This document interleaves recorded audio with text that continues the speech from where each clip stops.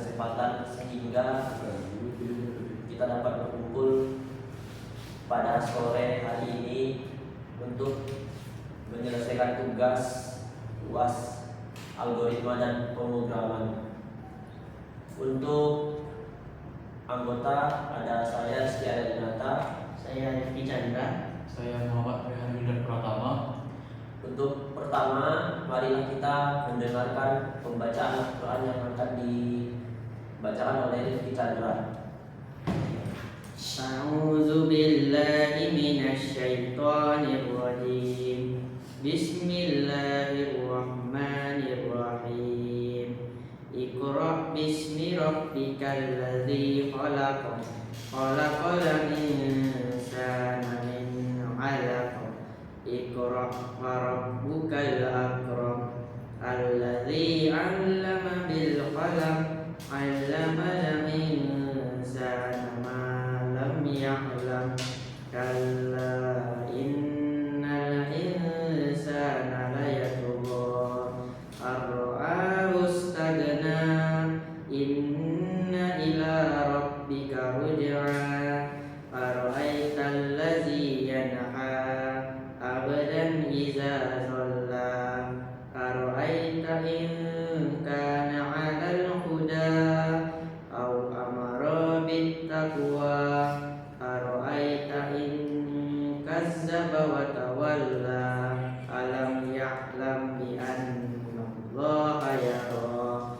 Kalla la illam yantahi lanasfa'an bi an-nasiyah. Nasibatin kazibatin khati'ah. Falyad'u nadiyah. Sanad'uz zabaniyah. Kalla la yuti'hu wasjud waqtarib. Shadaqallahul azim. Selanjutnya, adapun proyek yang kami kerjakan itu berjudul program untuk menentukan apakah seorang siswa layak untuk menjadi eligible, yang akan dijelaskan oleh Rehan Wildan Pratama.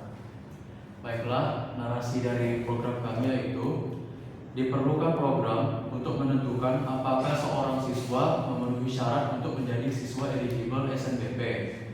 Persyaratan meliputi total nilai rata-rata dari semester 1 sampai 5 harus di atas atau sama dengan 87, dan grafik nilai rata-rata dari setiap semester harus naik. Ada 5 nilai utama yang digunakan untuk menghitung rata-rata tiap semester, yaitu bahasa Indonesia, matematika, pendidikan kewarganegaraan, agama, dan bahasa Inggris. Dari penjelasan di atas bisa kita simpulkan bahwa program ini memerlukan yang pertama, percabangan untuk menentukan apakah seorang siswa itu layak atau tidaknya menjadi eligible. Dan kita juga memerlukan 5 variabel dengan tipe data integer untuk menyimpan nilai mata pelajaran. Dan juga kita memerlukan perulangan untuk memasukkan nilai dari semester 1 sampai 5. Baiklah, tanpa berlama-lama kita masuk ke programnya. Untuk penjelasan dari program yang kami buat, yang pertama itu ada library dan namespace. Nah, di sini ada yang namanya include your string. Itu digunakan untuk operasi input dan output. Ada using namespace std agar tidak perlu menunda. std itu sebelum, chain itu dan code. Nah, di sini ada yang namanya deklarasi struct. Struct ini digunakan untuk menyimpan data nilai mata pelajaran. Ada bahasa itu untuk nilai bahasa Indonesia, MTK untuk nilai MTK, PKN untuk nilai PKN, dan agama untuk nilai pendidikan agama, bahasa Inggris untuk nilai bahasa Inggris. Rata SM itu rata-rata nilai setiap semester. Nah, di sini ada deklarasi array dan variabel. Untuk fungsi menghitung rata-rata itu ada namanya fungsi rata, digunakan untuk menghitung rata-rata nilai dari 5 mata pelajaran. Itu selanjutnya ada deklarasi variabel. Variabel itu ditunjukkan untuk semester. Nah, di semester ini adalah array yang menyimpan data nilai selama 5 semester. Selanjutnya ada input, nama, dan NISN menggunakan getLine, cin, nama agar dapat membaca nama dengan spasi. Cin, NISN untuk membaca input NISN. Selanjutnya di bagian program perulangan ada perulangan for dimulai dengan i sama dengan 0 dan berjalan hingga i kecil sama dengan 4. Total 5 iterasi untuk 5 semester. Selanjutnya i itu bertindak sebagai indeks array semester untuk menyimpan nilai setiap semester. Selanjutnya di bagian sit-out semester itu digunakan untuk menampilkan nomor semester yang sedang diproses. Dan di bagian nilai sit-out nilai bahasa sampai nilai bahasa Inggris itu dia meminta input nilai 5 mata pelajaran untuk semester ke I+1 dan menyimpannya dalam array semester simbol I. Dan selanjutnya memasukkan nilai ke dalam fungsi untuk menghitung nilai rata-rata tiap semester. Ini digunakan untuk memanggil fungsi rata dengan 5 nilai yang dimasukkan dan menyimpan hasilnya di semester I simbol I rata SM atau rata semester. Selanjutnya menampilkan nilai rata-rata tiap semester. Ini menampilkan rata-rata nilai semester ke semester 1 sampai semester 5. Baiklah, selanjutnya kita mendeklarasikan variabel dengan tipe data boolean yang memiliki nama, cek kata, dan cek grafik. Variabel ini nantinya akan berguna untuk menentukan apakah seorang siswa itu dia layak atau tidak menjadi siswa eligible. Di kali selanjutnya kita mendeklarasikan variabel integer dengan nama rata total. Variabel ini berguna untuk menghitung nilai rata-rata dari semester 1 sampai semester 5. Seperti yang bisa kita lihat, nilai rata-rata semester 1 ditambah semester 2, semester 3, semester 4, semester 5. Setelah ditambah semua maka dibagi 5. Itulah rata-rata total dari 5 semester. Selanjutnya ada percabangan. Yang pertama ini untuk menentukan apakah total nilai rata-rata dari 5 semester tadi itu di atas atau sama dengan 87. Dimulai dengan if dengan kondisi rata total lebih besar atau sama dengan 87. Jika kondisinya terpenuhi, variabel boolean cek rata nilainya sama dengan true. Else cek rata sama dengan false.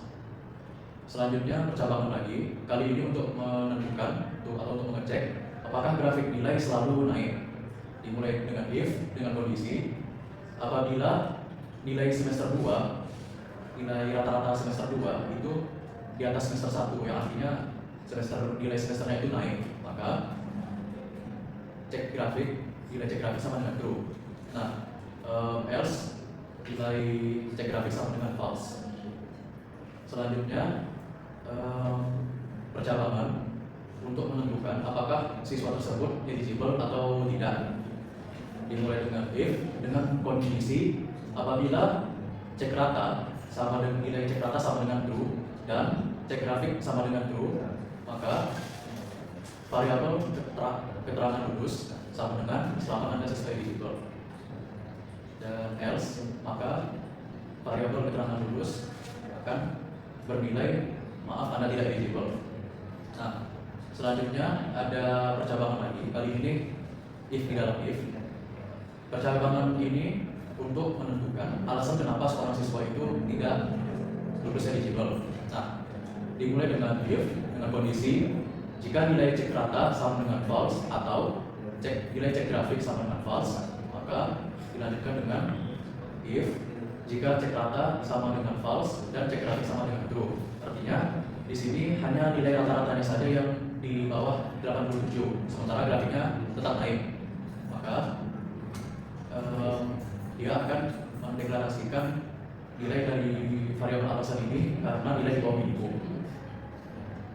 selanjutnya else if dengan kondisi cek rata sama dengan true dan cek grafik sama dengan false. Artinya cek rata sama dengan true ini nilai kita itu di atas nilai rata-rata kita dari 5 semester itu di atas 87. Tetapi grafik nilai kita itu ada yang turun gitu. Misalnya di semester 3 nilai kita ada yang turun, nah itu akan membuat variabel alasan ini bernilai karena penurunan pada grafik nilai.